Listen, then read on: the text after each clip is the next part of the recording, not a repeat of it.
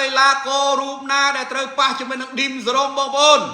โดยបងប្អូនទទួលបានដំណឹងស្រាប់ហើយនៅថ្ងៃទី28ខែ6ឆ្នាំ2025នេះគឺជំនួបដ៏កក្រើករវាងពេជ្រសម្បត្តិនិងមនុស្សឈើសុខធីប៉ុន្តែគូកលេចមើលថានៅថ្ងៃនោះក៏មានវត្តមានឌីមសរ៉ុំផងដែរនេះបើតាមការបញ្ជាក់ថ្មីរបស់បងពីលុតដែលជាអ្នករៀបចំការប្រកួតនៅសាវៀនហងមាសគឺឌីមសរ៉ុំនឹងត្រូវប៉ះជាមួយនឹង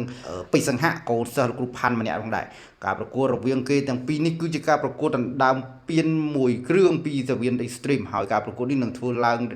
5ទឹកក្នុងលក្ខខណ្ឌគឺកង់ជីមរៀមបងប្អូនគិតថាអ្នកទាំងពីរនេះតើនរណាជាអ្នកខ្លាយជាម្ចាស់ពានមួយគ្រឿងនេះ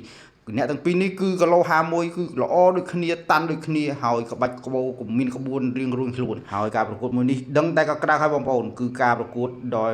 មិនធ្លាប់មានពីមុនមកគឺគីឡូ51នេះគឺកោះកេះមកអស់ហើយពេជ្រសង្ហៈហើយនឹង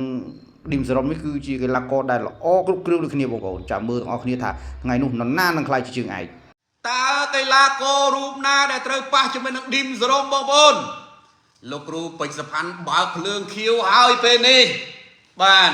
លោកគ្រូពេជ្រសុផាន់លោកបានបើកភ្លើងខៀវហើយឌីមសរ៉ុំនឹងត្រូវប៉ះជាមួយនឹងគ្រូតូចពេជ្រសង្ហៈការប្រកួតដណ្ដើមពាន Extreme Power Boom គីឡូ51 5ទឹក